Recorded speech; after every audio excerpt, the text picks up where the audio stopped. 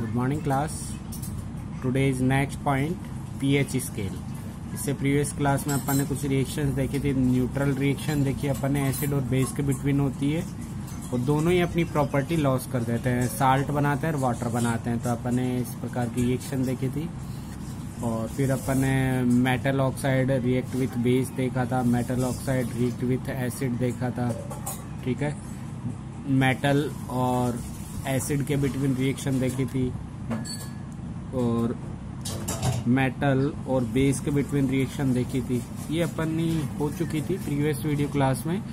आज अपन देखते हैं पीएच स्केल। देखिए, पीएच स्केल होती है एसिड और बेस के बिटवीन डिफरेंस डिटरमाइन करने के लिए कि किस सब्सटेंस की कितनी पीएच है, एसिडिक है या वो बेसिक सॉल्यूशन है।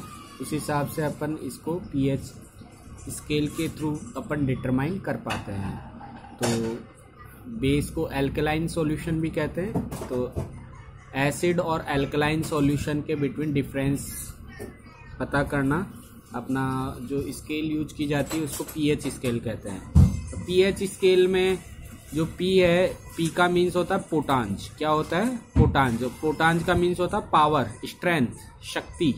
ठीक है, पोटांज मीन्स क्या है? Power, strength. और एच मीन्स है हाइड्रोजन आयन। तो अपन ये कह सकते हैं, कई बार एग्जाम में 1 नंबर का क्वेश्चन आ जाता है, पीएच की फुल फॉर्म ही पूछ ली जाती है। तो आपको पता होना चाहिए पीएच स्केल की फुल फॉर्म क्या है। Here P is of a German word. P क्या है? एक जर्मन वर्ड है जिसका मीन्स क्या है? पोटेंज। क्या मीन्स है? पोटेंज। POTENZ, पोटेंज है। और पोटेंज का मीन्स क्या है? स्ट्रेंथ या पावर। ठीक है, पोटेंज का मीन्स क्या होता है? स्ट्रेंथ कह दें या पावर कह दें, या पोटेंज को हिंदी में कहें तो अपन कह सकते हैं शक्ति। ठीक है, तो पोटेंज का मीन्स स्ट्रेंथ या पावर से इंडिकेट करता है। और एच मीन्स होता है hydrogen ion. Number of hydrogen ion कितने प्रेजेंट होते हैं, ठीक है, उनकी पावर क्या कहलाती है? PH scale. तो क्लियर है? Here P is a German word, its means पोटेंज which is indicator of strength and H means of hydrogen ion। तो ये तो हो गया pH की डेफिनेशन। ठीक है, हाइड्रोजन आयन और पोटेंज ऑफ हाइड्रोजन आयन। नेक्स्ट देखते हैं इसको इन्वेंट करने वाले साइंटिस्ट का नाम। जो पीएच स्केल है, पीएच स्केल को सबसे पहले जो साइंटिस्ट ने जिसने डिस्कवर करा था या इसके बारे में जो थ्योरी दी थी, उनका नाम था सोरेनसन। क्या था? सोरेनसन। लेकिन ये बुक में जो दे रखा है, मिसप्रिंट दे रखा है, जोरेनसन दे रखा है। बुक में क्या दे रखा है? जोरेनसन दे रखा है। तो इसको आपको क्या करना है? सोरेनसन करना है। तो बुक में रॉन्ग है। जोरेनसन को आपको क्या कर लेना है? सोरेनसन। SORENSEN। Okay, Sorensen. तो सोरेनसन साइंटिस्ट थे।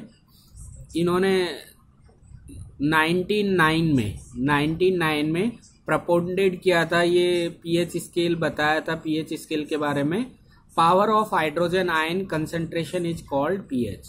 मतलब पावर ऑफ हाइड्रोजन आयन का कंसंट्रेशन ही क्या कहलाता है? पीएच कहलाता है। और ये सबसे पहले किसने बताया था?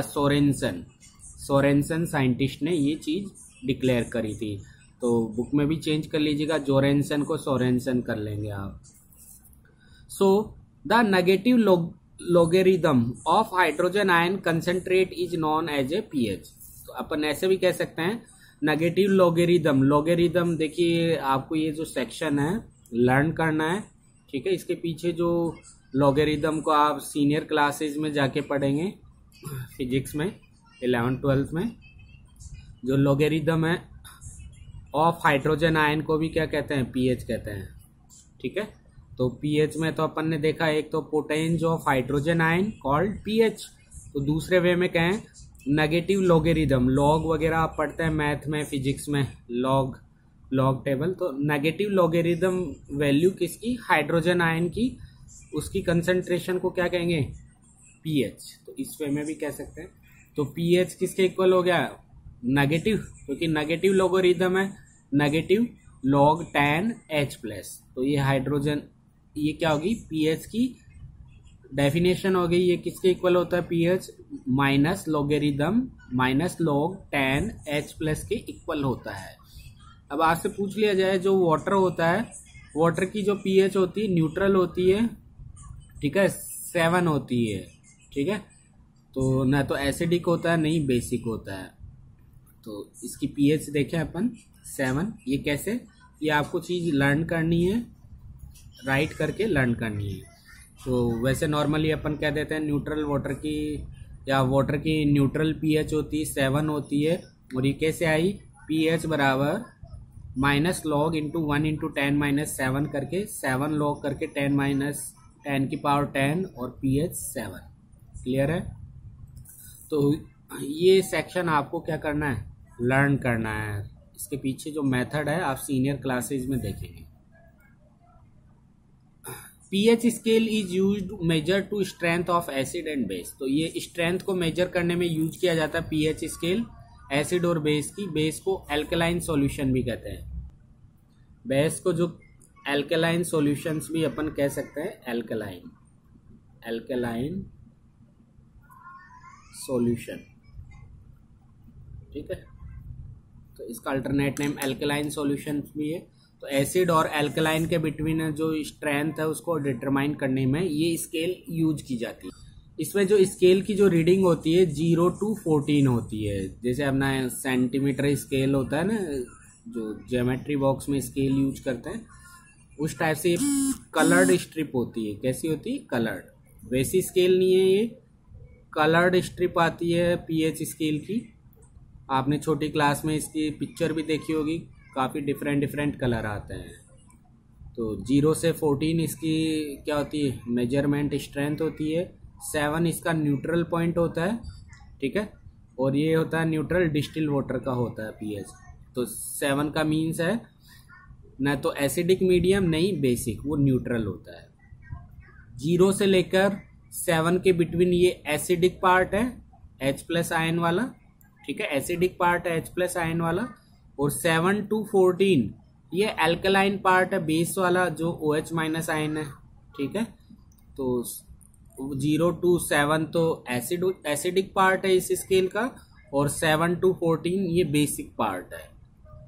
अब ये से कह सकते हैं 7 क्या है, न्यूट्रल है। तो 6 और 7 या ये वाला पार्ट क्या है, वीक एसिड है, ठीक है। इसमें एसिड की पीएच क्या हो जाएगी, यहाँ पे वीक रहेगी। और जैसे जैसे पीएच डिक्रीज होती चली जाएगी वैसे वैसे एसिड क्या हो जाएगा, स्ट्रॉन्ग होता चला जाएगा। वैसे पीएच की बात करें इधर बेस में, तो 7 पे तो न्यूट्रल है। जैसे 7 और 8 के, ये 8 या 9 ये वाला एरिया क्या है, वीक बेस वाला पार्ट है।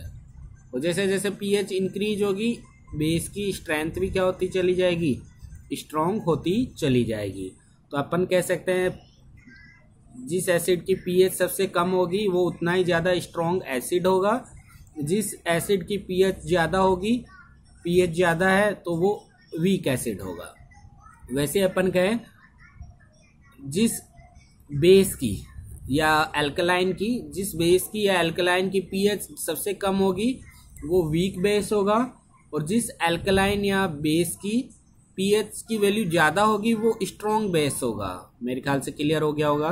तो 7 न्यूट्रल है, और 0 और 1 के करीब का पार्ट स्ट्रॉन्ग एसिड है, और 5, 6, 7 के करीब का पार्ट क्या है, वीक एसिड है। तो 7, 8, 9 के करीब का पार्ट क्या है, वीक बेस है, और 12, 13, 14 के पास वाला पार्ट क्या है, स्ट्रॉन्ग बेस है। मेरे ख्याल से क्लियर हो गया होगा। अब कुछ एग्जाम्पल देख लेते हैं कि किस किस की पीएच कितनी होती है। जो हाइड्रोक्लोरिक एसिड है इसकी पीएच क्या होती है, 0.1 होती है। तो ये सबसे क्या है, स्ट्रॉन्ग एसिड में काउंट होता है, ठीक है। हाइड्रोक्लोरिक एसिड 0.1 पीएच है। लेमन है, लेमन जो नींबू पानी होता है, इसका पीएच क्या होता है तो एसिड, लेकिन इसकी पीएच 2.2 के करीब होती है लगभग यहाँ पे, ठीक है। सॉफ्ट ड्रिंक होती हैं जो आप पीते हैं, जैसे थम्स अप, कोला, इनकी पीएच 2 से 4 के करीब होती है, तो ये भी एसिडिक होता है, ठीक है। टोमेटो होता है, टोमेटो में देखिए एक तो रेड टोमेटो होता है, एक ग्रीन टोमेटो होता है, ठीक है। तो उसके अकॉर्डिंग इसकी पीएच 3 से 4 होती है, क्लियर है। जो ग्रीन टोमेटो की पीएच और कम होती है, मतलब वो ज़्यादा खट्टा होता है, तो अपन कह सकते हैं पीएच रेड टोमेटो के कंपैरेटिवली ग्रीन टोमेटो की पीएच क्या होती है, मिनिमम होती है।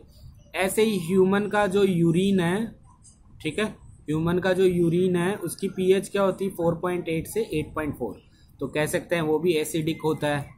मिल्क होता है, दूध होता है, ये भी खट्टा होता है, ठीक है, इसकी पीएच 6 होती है, ठीक है। हालांकि ये वीक एसिड है इसमें, और आपको पता है जो मिल्क में लैक्टिक एसिड मिलता है, ठीक है, मिल्क में लैक्टिक एसिड मिलता है, तो ये वीक एसिड है।